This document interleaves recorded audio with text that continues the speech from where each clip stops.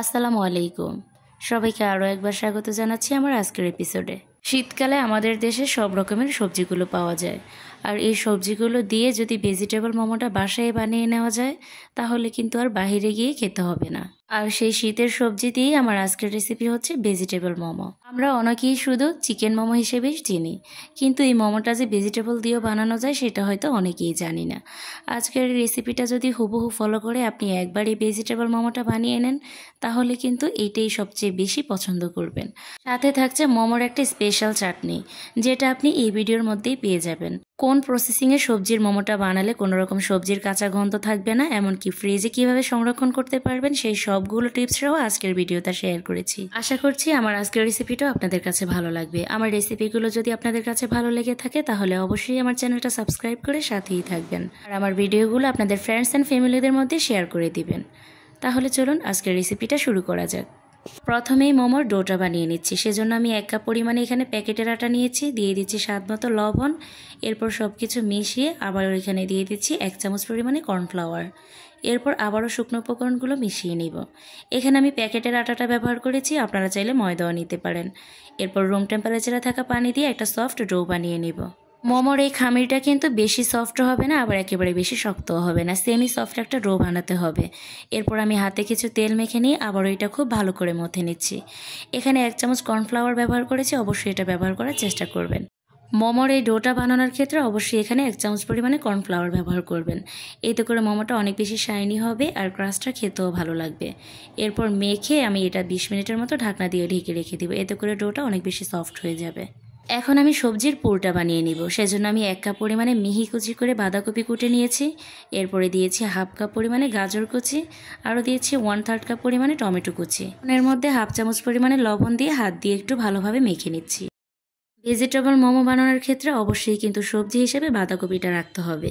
এটা মেইনলি উপকরণ। বাঁধাকপির সাথে যে কোনো 2-3টা সবজি মিলিয়ে নিলেই হবে। এরপর আমি এটা লবণ দিয়ে ভালোভাবে কষলে নিচ্ছি। আর এই লবণ দিয়ে কষলে নিলে যে এক্সট্রা পানিটা আছে ওই পানিটা বের হয়ে যাবে, কারণ আমরা জানি বাঁধাকপিটা একটু ওয়াটার বেসড সবজি। এরপর এটা ঢেকে আমি 10 মিনিটের মতো রেখে দিব। এখন আমি মোমোর জন্য স্পেশাল চাটনিটা বানিয়ে নিব। সেজন্য আমি এখানে 2টা মিডিয়াম সাইজের টমেটো মাঝখান থেকে কেটে নিয়েছি, 3টা শুকনো মরিচ দিয়েছি আর 3 কোয়া রসুন মাঝখান থেকে কেটে নিয়েছি। এই সবগুলো উপকরণ শুকনো খোলায় ভেজে নিতে হবে। এখানে কিন্তু কোনো রকম পানি অথবা তেল ব্যবহার করব না। চুলার আঁচটা মিডিয়াম টু লো এর মাঝামাঝিতে রেখে এগুলো প্রায় 4 থেকে 5 মিনিটের মতো তাওয়ার মধ্যে টেলে নিতে হবে। আর এইভাবে করলে পোড়া পোড়া একটা গ্রান থাকবে আর চাটনিটা খেতেও অনেক বেশি ভালো লাগবে। আমি প্রায় 4 থেকে 5 মিনিটের মধ্যে শুকনো খোলায় এগুলো ভেজে নিয়েছি। এরপরে ঠান্ডা করে একটা ব্লেন্ডারের জাগে নিয়ে নিচ্ছি। এখন এর মধ্যে দিয়ে দিব 2 টেবিল চামচ পরিমাণে পানি, আর পানিটা দেওয়ার পরে খুব ভালোভাবে মিহি পেস্ট করে নিতে হবে। একটা কড়াইয়ের মধ্যে আমি 2 চা চামচ পরিমাণে তেল দিয়ে দিচ্ছি আর 1 চা চামচ দিচ্ছি লাল মরিচের গুঁড়ো। এরপর একটু ভেজে নিয়ে যে টমেটোর পেস্টটা করেছিলাম সেই টমেটোর পেস্টটা এখানে ঢেলে দিয়ে দিব। চুলার আঁচটা কিন্তু অবশ্যই লোয়ে রেখে এই রান্নাটা করতে হবে। এরপরে খুব ভালোভাবে তেলের সাথে এই টমেটোর পেস্টটা মিশিয়ে নিচ্ছি। এখানে সামান্য পরিমাণে লবণ, সামান্য পরিমাণে গোলমরিচ গুঁড়ো দিয়ে খুব ভালোভাবে আবারও মিশিয়ে নিচ্ছি। এই রান্নাটা প্রায় 4 থেকে 5 মিনিটের মতো করে নিলেই হয়ে যাবে। এখানে 1 চা চামচ পরিমাণে দিয়েছি সয়া সস। অনবরত নেড়েচেড়ে কিন্তু এই চাটনিটা বানিয়ে নিতে হবে, যেন কোনো দিক দিয়ে পুড়ে না যায়। সামান্য পরিমাণে দিয়ে দিচ্ছি চিনি, এতে করে স্বাদের ব্যালেন্সটা খুব ভালো থাকবে। এরপর দিয়ে দিচ্ছি 1/2 চামচ পরিমাণে ভিনেগার। ভিনেগারটা কিন্তু অবশ্যই এখানে ব্যবহার করার চেষ্টা করবেন। যখন দেখবেন চাটনি থেকে একটা তেল ছেড়ে দিচ্ছে তখন বুঝতে হবে আমাদের চাটনিটা একেবারেই রেডি। আমার চাটনিটা একেবারেই রেডি। এখন আমি তুলে নিব, কারণ এর থেকে তেলটা ছেড়ে দিয়েছি আর এটা হয়ে গিয়েছে। এখন আমি মোমোর জন্য যেই সবজিটা আগে থেকে লবণ কষলে রেখেছিলাম সেটাই এখন দেখিয়ে দিচ্ছি ভিতর থেকে কতটা পানি বের হয়েছে। যেহেতু আমি সবজিগুলো রান্না করে নেব না, তাই এই প্রসেসিংটা অবশ্যই ফলো করতে হবে। লবণ দিয়ে ভালো করে মেখে রেখে দিয়েছি, আর এখন এর থেকে ভালো করে চেপে পানিটা ফেলে দিতে হবে। এতে করে সবজির কোনো রকম কাঁচা গন্ধ থাকবে না, আর এর ভিতরে পানিটাও থাকবে না, কারণ পানি থেকে গেলে মোমোগুলো খুব সুন্দর মতো শেপ দিতে পারবেন না। এখন আমি আবারও বাটিতে সবজিগুলো ঢেলে নিচ্ছি, আর এর মধ্যে কিছু উপকরণ ব্যবহার করব। দিয়ে দিচ্ছি 2টা মিডিয়াম সাইজের পেঁয়াজ কুচি আর 3টা কাঁচামরিচ কুচি। পেঁয়াজটা একটু ঝুড়ো ঝুড়ো করে দিচ্ছি। এরপর এর মধ্যে দিয়ে দিব আমি হাফ চামচ পরিমাণে গোলমরিচের গুঁড়ো, আরও দিয়ে দিচ্ছি সামান্য পরিমাণে লবণ, আর 1 টেবিল চামচ পরিমাণে দিচ্ছি সয়া সস। আমি এখানে লাইট সয়া সসটা ব্যবহার করেছি, আপনারা যদি ডার্ক সয়া সস ব্যবহার করেন তাহলে 1 চা চামচ ব্যবহার করতে হবে। যেহেতু এখানে সয়া সসটা ব্যবহার করেছি তাই লবণের পরিমাণটা কমিয়ে ব্যবহার করতে হবে। এরপর সব কিছু খুব ভালো করে মেখে নিচ্ছি। আমরা যেহেতু পুরটা এখানে কাঁচাই ব্যবহার করছি তাই এখানে একটি স্পেশাল ফোড়ন ব্যবহার করব। এর জন্য একটা কড়াইয়ে 3 টেবিল চামচ পরিমাণে তেল দিয়েছি, হাফ চামচ পরিমাণে দিয়েছি সাদা তিল, হাফ চামচ পরিমাণে আদা কুচি আর 1 টেবিল চামচ পরিমাণে রসুন কুচি। এটা কোনো মতে লাল করে ভেজে নিব না, চুলার আঁচটা লোয়ে রেখে প্রায় 2 থেকে 3 মিনিটের মতো একটু ভেজে নিব। শুধুমাত্র 2 মিনিটের মতো ভেজে নিচ্ছি এর কাঁচা গন্ধটা চলে যাওয়ার জন্য, আর একটা দারুণ সুঘ্রাণ আসবে। এরপর গরম থাকা অবস্থায় সেই সবজির পুরের মধ্যে সরাসরি ঢেলে দিতে হবে। ঢেলে দিয়ে আমি আবারও সব কিছু খুব ভালোভাবে মিশিয়ে নিচ্ছি। এই ফোড়নটা ব্যবহার করার কারণে আপনি যে সবজিটা কাঁচা ব্যবহার করবেন কোনো রকমের গন্ধ আসবে না, এতে করে দারুণ একটা সুঘ্রাণ আসবে। আর এই ফোড়নটা দেওয়ার চেষ্টা অবশ্যই করবেন। আমি যে প্রসেসিংয়ের সবজির পুরোটা বানিয়েছি এভাবে যদি আপনারা বানান কোনো রকম কাঁচা গন্ধ থাকবে না, খেতেও ভালো লাগবে। যে ডোটা আগে থেকে বানিয়ে রেখেছিলাম সেটাই দেখিয়ে দিচ্ছি কতটা সফট হয়ে গিয়েছে। এখন আমি এটা 2 ভাগে ভাগ করে নিব। একটা ভাগ বেলার জন্য নিয়ে নিচ্ছি, খুব ভালোভাবে মধ্যে নিব, আর অন্য ভাগটা কিন্তু অবশ্যই ঢেকে রেখে দিতে হবে, তা না হলে কিন্তু উপর থেকে ড্রাই হয়ে যাবে। কিছুটা ময়দা ছিটিয়ে নিচ্ছি, এরপরে একটা বড় আকারে রুটি বানিয়ে নিতে হবে। মোমোর রুটিটা কিন্তু একেবারে পাতলা করে বানিয়ে নিতে হবে, তাহলে কিন্তু শেপটা দিতে খুবই ভালো হবে। আমি আপনাদেরকে দেখিয়ে দিচ্ছি যে কতটা পাতলা করে বেলে নিচ্ছি। এরপর রুটিটাকে আমি একটু উল্টো করে দিচ্ছি, এতে করে কেটে নেওয়ার পরে তুলে নিতে খুবই সুবিধা হবে। এখন একটা স্টিলের গ্লাস নিয়ে নিচ্ছি। আপনারা যে কোনো কুকি কাটার অথবা কিন্তু বড় সাইজের কোনো একটা কাটার দিয়েও কেটে নিতে পারবেন, অথবা কিন্তু আপনারা ছোট ছোট লেচি আকারে কেটেও কিন্তু ছোট ছোট করে রুটি বানিয়ে নিতে পারবেন। তবে আমার কাছে মনে হয় এভাবে করে নিলে সবচেয়ে বেশি তাড়াতাড়ি হবে কাজটা। এরপরে একটু ময়দা ছিটিয়ে দিয়ে একটার উপর আরেকটা দিয়ে দিচ্ছি, যাতে করে পরবর্তীতে তুলে নিতে সুবিধা হয়। আর একবারে করে আমি সবগুলো বানিয়ে নিয়েছি, এতে করে কাজটা সুবিধা হবে আর খুব সহজে বানিয়ে নেওয়া যাবে।